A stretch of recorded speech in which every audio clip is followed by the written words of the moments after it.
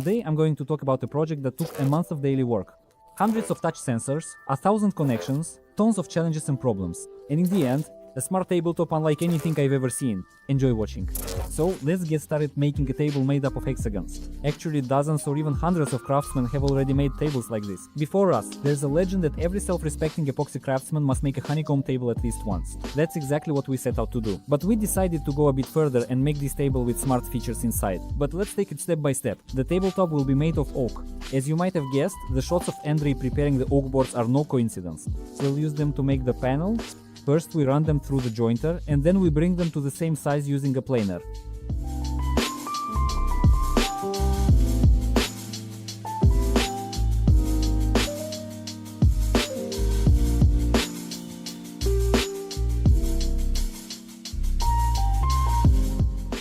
Once all the boards are the same size, we move on to gluing them together. It's straightforward here. Boards, glue and clamps.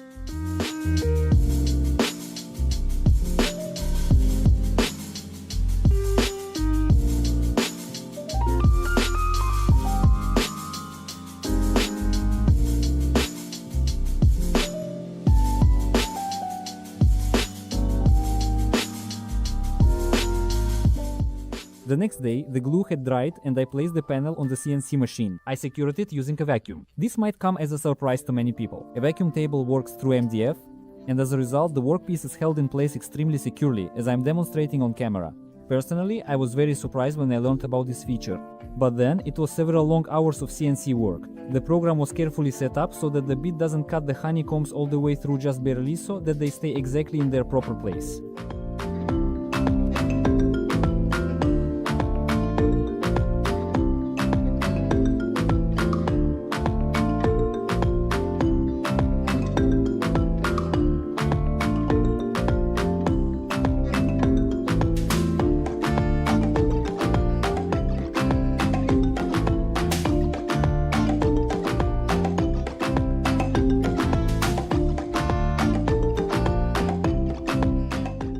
As a result, we end up with this kind of beehive, which I sand before pouring epoxy.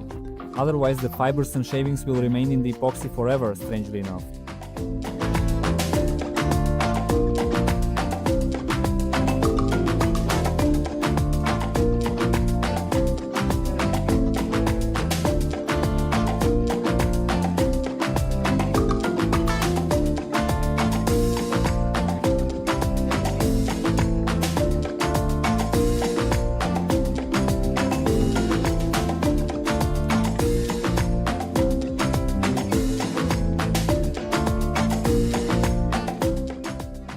The next step is to remove some of the honeycombs, guided by nothing but my own taste or lack thereof. I'd love to read your thoughts about this in the comments.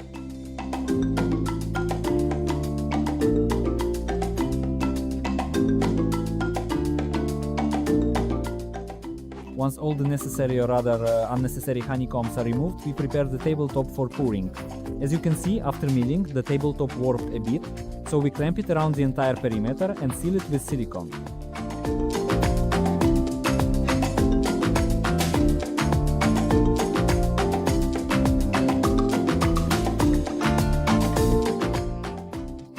Yes, I know it would have been easier to cut the edge in a straight line than we'd use less silicone and the work would be simpler. But we're not looking for easy solutions, so we have what we have. And finally, using my patented technique, I go around the edge with my finger.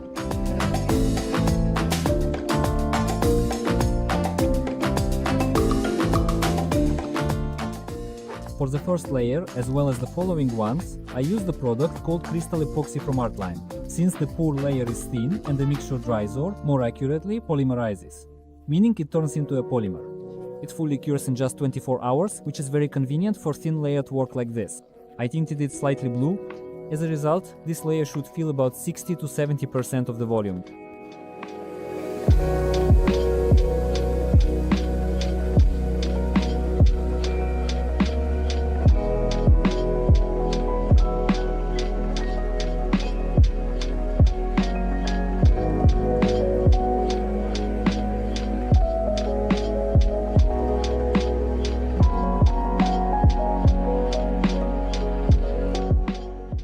while while these 60 to 70% are turning into polymer, we work on the table base. The base will be simple, also made of oak. We cut it to the required size and at the necessary angle. We do the routing, gluing basically, everything as usual. Andrei handled most of this work.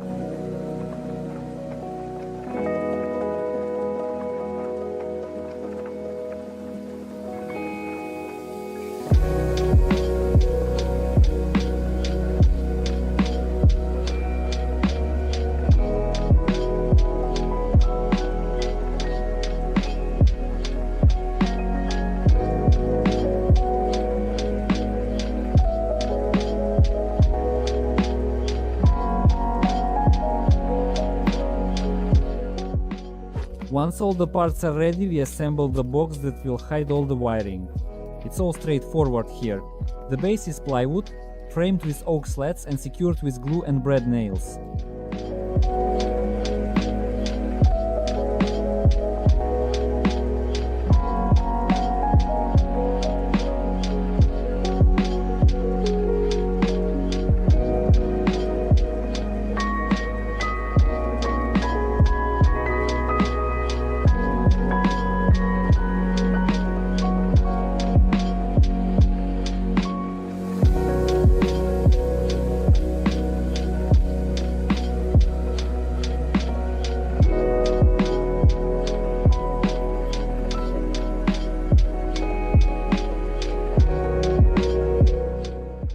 The legs will be attached in this simple and reliable way. We fasten these mounting blocks with pocket screws using a crack jig.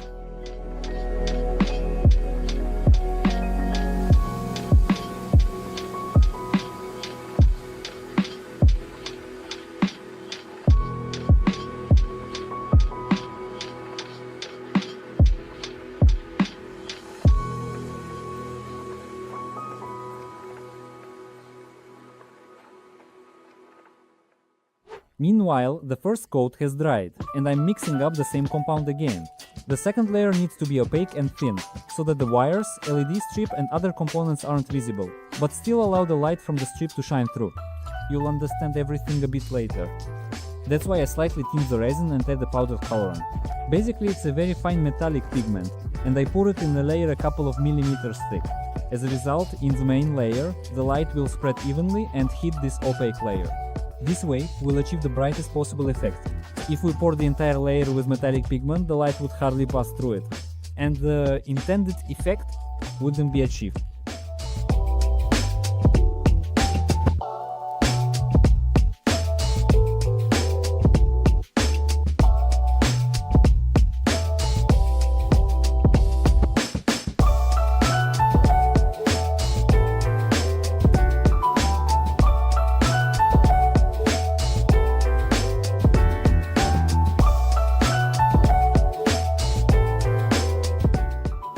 Since this pigment is heavier than the resin, I have to periodically lift it from the bottom like this.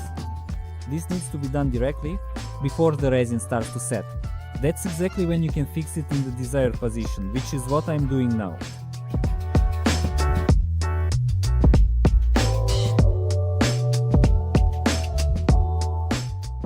Once the second layer has dried, I pour the final third layer over the tabletop. Since the tabletop will eventually be leveled, part of the resin will be cut off by the router, and it might expose the second layer. As a result, gaps may appear through which the lighting elements will be visible, which is not acceptable for us at all. That's why the final layer is transparent, it's the one we'll be leveling.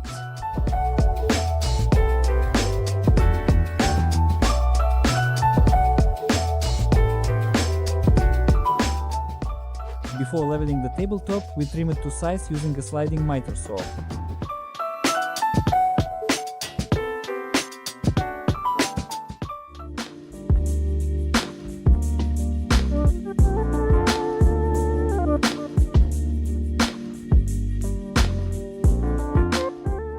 And now it becomes clear the original idea was not to cut through the honeycomb completely.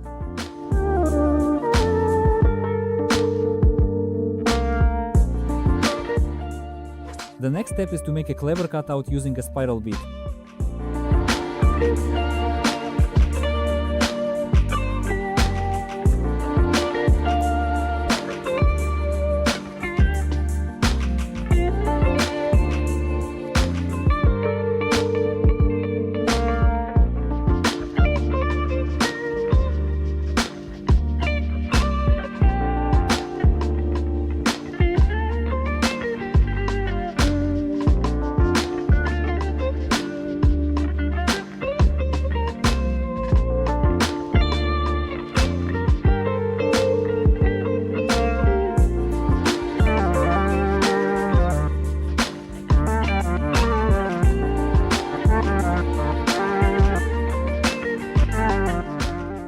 After several hours of CNC work, the tabletop looks like this.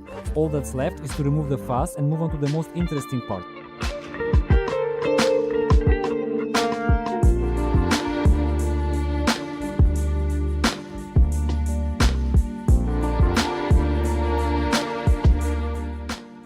Before laying out and connecting all the components, I coat the tabletop with a matte varnish. Considering that this is the inside surface, we could have skipped this step. But by doing it this way, we slightly increase the light transmission, and overall the piece will look neater. And of course I also coat the entire front side with my very favorite matte varnish.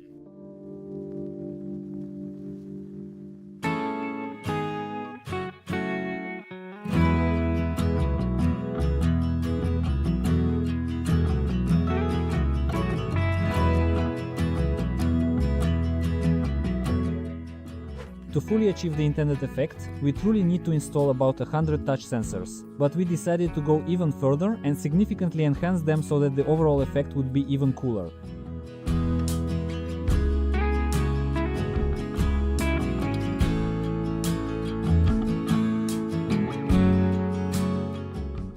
Next we make 100 aluminum rings, which will be used to attach the addressable LED strip. They will also serve as heat sinks for cooling. As you can see, we use all available materials, including an old pipe of the right diameter,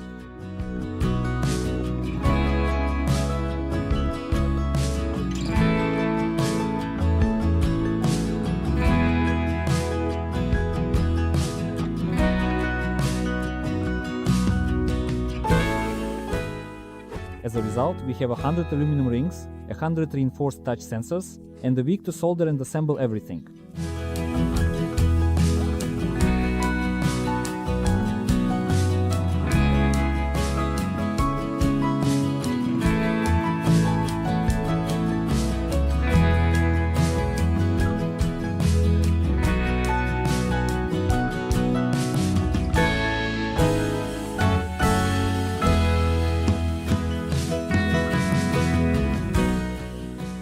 In the end, the project took about a month of daily work. Of course, we're especially interested in creating these kinds of complex projects. For obvious reasons, this will only be possible thanks to your support. If these videos get views, then they'll be released regularly. So it's all in your hands. A like, repost and comment really help promote the video. Thanks for watching and best wishes from Topo.